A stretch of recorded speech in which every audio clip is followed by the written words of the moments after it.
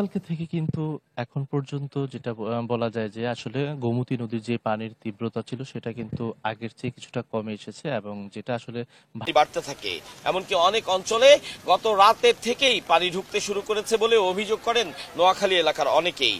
এমনকি এই নোয়াখালীর পানি লক্ষ্মীপুরের দিকেও ছড়িয়ে গিয়েছে বলে। প্রিয় দর্শক, এতক্ষণ যে ভিডিও ফুটেজগুলো দেখলেন তাতে করে নিশ্চয়ই বুঝতে পেরেছেন আজকের ভিডিওটা কতটা গুরুত্বপূর্ণ হতে চলেছে। তাই ভিডিওটি না টেনে সম্পূর্ণ ভিডিওটি দেখলে বিস্তারিত বুঝতে পারবেন। কথা না বাড়িয়ে চলুন ভিডিওগুলো দেখতে থাকি। আর হ্যাঁ, আপনি যদি চ্যানেলটি সাবস্ক্রাইব করে না থাকেন তাহলে চ্যানেলটি সাবস্ক্রাইব করে পাশে থাকা বেল আইকনটি অন করে দিন। আর যদি সাবস্ক্রাইব করে থাকেন অসংখ্য ধন্যবাদ। তাহলে চলুন ভিডিওতে একটি লাইক দিয়ে ভিডিওগুলো কন্টিনিউ করতে থাকি। ভাঙনের সময় গত ৩ দিন আগেও ১৩৪ সেন্টিমিটার ছিল, সেখান থেকে নেমে কিন্তু আপনার বর্তমানে ৮৮ সেন্টিমিটার রয়েছে বিপদসীমার উপরে, যেটা আমরা কিছুক্ষণ আগে পানি উন্নয়ন বোর্ডের যিনি নির্বাহী প্রকৌশলী তার সাথে কথা বলেছিলাম, তিনি আমাদেরকে এই তথ্যটুকু জানিয়েছেন। তবে এখন পর্যন্ত কিন্তু মানুষের সেই শঙ্কা কাটেনি, কারণ তারা তাদের যে বাড়িঘর বাসস্থান ছেড়ে এসেছেন তারা কিন্তু সেখানে এখনো উঠতে পারেনি, তারা নিরাপদ আশ্রয়ে রয়েছেন, কেউ কেউ বা আবার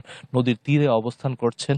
আসলে তাদের এই মুহূর্তে খাদ্য সংকটের একদিকে যেমন বিষয় রয়েছে, পাশাপাশি আপনার বিশুদ্ধ পানিরও কিন্তু সংকট রয়েছে এবং দেখা যাচ্ছে যে আসলে জরুরি মুহূর্তে যে চিকিৎসা সেবার জন্য তারা তাৎক্ষণিক বিভিন্ন হাসপাতালে চিকিৎসার জন্য ছুটে যাবেন তেমন সুযোগও কিন্তু সেখানে নেই। এক্ষেত্রে আমরা গতকালকে যে বিষয়টি প্রত্যক্ষ করেছিলাম যে আসলে ত্রাণবাহী যে গাড়িগুলো আপনার এখানে এসেছে, বিশেষ করে কুমিল্লা বুড়িচং এবং ব্রাহ্মণপাড়া উপজেলায়, তারা কিন্তু আসার পর দেখেছি যে স্পিড বোট এবং যে নৌকা সেটা সংকটে পড়েছে। সেটা না থাকার কারণে কিন্তু তাদের আসলে ত্রাণ নিয়ে এসেও কিন্তু বিড়ম্বনার মধ্যে পড়তে হয়েছে। আসলে যথাযথভাবে যারা প্রত্যন্ত অঞ্চলে রয়েছেন তাদের কাছে কিন্তু সেভাবে ত্রাণ পৌঁছানো যায়নি। এটা একদিকে যেমন একটা সংকট তৈরি করছে। এক্ষেত্রে আমরা দেখেছি যে বিভিন্ন স্বেচ্ছাসেবী সংগঠনের পক্ষ থেকেও কিন্তু নৌকা এবং স্পিড বোটের ব্যবস্থা করা হয়েছে এবং গতকালকে আমরা যখন বিকেলে কাজ করছিলাম তখনও দেখেছি যে আমার আইন শৃঙ্খলা বাহিনীর সদস্যরাও কিন্তু উদ্ধার কার্যক্রম, যারা আটকা পড়েছেন পানিবন্দী মানুষ হিসেবে তাদেরকে উদ্ধার কার্যক্রম তৎপরতা অব্যাহত রেখেছেন। আমরা পুলিশকে দেখেছি কাজ করতে এবং পাশাপাশি বিজিবি সদস্যরাও কিন্তু সেখানে এবং ফায়ার সার্ভিস তারাও কিন্তু আসলে সাধারণ মানুষের মাঝে যে ত্রাণ সহায়তা সেটাও কিন্তু পৌঁছে দেওয়ার চেষ্টা করছেন এবং অনেকে কিন্তু জীবন ঝুঁকি নিয়ে আসলে বাড়ি থেকে খাবার সংগ্রহের জন্য ছুটছেন। আসলে পরিবার পরিজন নিয়ে তারা আসলে খুব বেকায়দার মধ্যে পড়েছেন, কারণ এই দুর্যোগপূর্ণ মুহূর্তে তারা আসলে চাচ্ছেন যে তাদের পাশে যেন সাধারণ মানুষ থাকে এবং এগিয়ে থাকে, এবং সেটাও কিন্তু যারা বিভিন্ন সংগঠন তারা কিন্তু দেখিয়ে দিয়েছে এবং এটা যেন অব্যাহত। গতকাল সন্ধ্যা পর্যন্ত আমরা জানাচ্ছিলাম যে বৃহস্পতিবার দুপুরের পর থেকে কিন্তু গতকাল সন্ধ্যা পর্যন্ত কোনো বৃষ্টি হলে হচ্ছে কিছুটা পানি কমেছে, কিন্তু গতকাল রাতে পুনরায় বৃষ্টি হয়েছে। এর ফলে হচ্ছে একদম সকাল পর্যন্ত বৃষ্টি থেমে থেমে হয়েছিল, ফলে হচ্ছে বৃষ্টির পানি কিন্তু আরেকটু বেড়েছে। তো সব মিলিয়ে হচ্ছে নোয়াখালীতে আসলে যেটুকু বেড়েছে কমেছিল গতকাল পর্যন্ত, সেটি কিন্তু আসলে রাতে বৃষ্টি হওয়ার কারণে আবার বেড়েছে। আবার কোনো কোনো অংশে যেসব অংশগুলো উঁচু অংশ সেগুলোতে কিন্তু মোটামুটি কমে দেখাচ্ছে পানি, কিন্তু নিচু অঞ্চল যেগুলো সেগুলোতে কিন্তু আবার পানি বেড়ে গেছে এরকমটি দেখা যাচ্ছে। সেনবাগ যে এলাকাটি সেটি কিন্তু গতকাল সকাল থেকেই কিন্তু সেখানে পানি অনেক জায়গায় বৃদ্ধি পেয়েছে, বৃষ্টি না থাকা সত্ত্বেও কিন্তু সেখানে পানি বৃদ্ধি পেয়েছে। সেটি হচ্ছে সেখানকার যারা বাসিন্দা রয়েছে তারা যেটি বলেছে যে ফেনী থেকে যে পানিগুলো আসছে বন্যার পানিগুলো সেগুলো কিন্তু অনেকটা দাগনভূঞা হয়ে যে প্রধান সড়ক সেটি হয়ে কিন্তু গড়িয়ে এদিকে আসছে। আবার কিছু কিছু অংশ ফেনীর বেশিরভাগ একটা অংশের পানি কিন্তু নোয়াখালীর কোম্পানিগঞ্জ হয়ে মৌরি প্রজেক্ট হয়ে ছোট ফেনীর যে নদী রয়েছে সেখান হয়ে নোয়াখালীর মুসাফর রেগুলেটর দিয়েই কিন্তু সেটি মূলত মেঘনা নদীতে গিয়ে পড়ছে। ফলে হচ্ছে আমরা যেটুকু জানি যে ফেনীর অংশের পানি কিন্তু অনেকটা কমতে শুরু করেছে, তবে সে অর্থে আসলে নোয়াখালী জেলার যে পানিগুলো সেটি কিন্তু তেমন একটা কমছে না।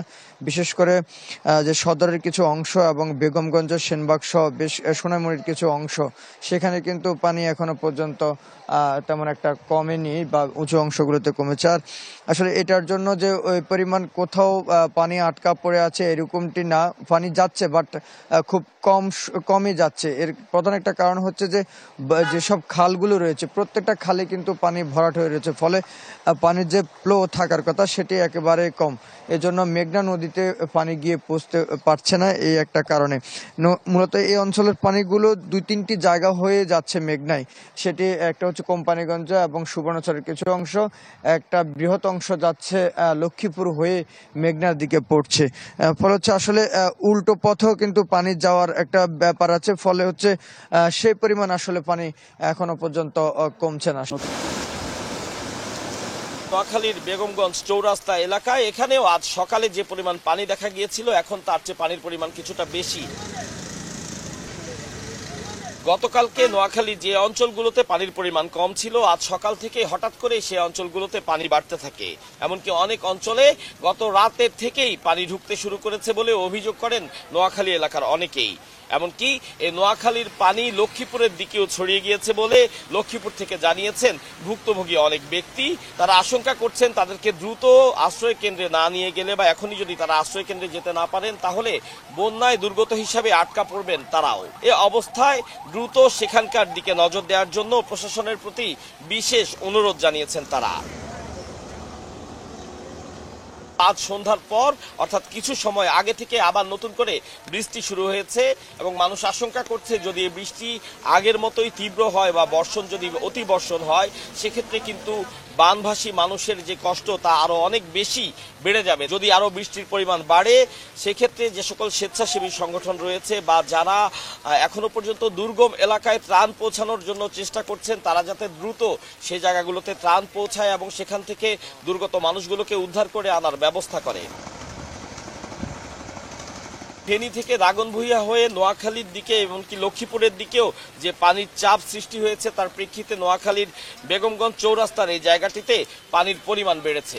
এমতাবস্থায় ইতিপূর্বে প্লাবিত হওয়া বেশ কিছু জায়গা নতুন করে আর পানি না বাড়লেও যে সকল জায়গা এর আগে অতটুকু বন্যার দ্বারা ক্ষতিগ্রস্ত ছিল না সে সকল জায়গায় নতুন করে পানি জমতে শুরু করেছে। প্রিয় দর্শক, সম্পূর্ণ ভিডিওটি দেখার জন্য আপনাকে অসংখ্য ধন্যবাদ। ভিডিওটি দেখে কি উপলব্ধি করতে পারলেন তা কমেন্ট বক্সে লিখুন। ফিরছি পরবর্তী কোনো ভিডিওতে নতুন কোনো টপিক নিয়ে। ততক্ষণ পর্যন্ত ভালো থাকবেন, সুস্থ থাকবেন এই শুভকামনায় আজ এ পর্যন্তই। আল্লাহ।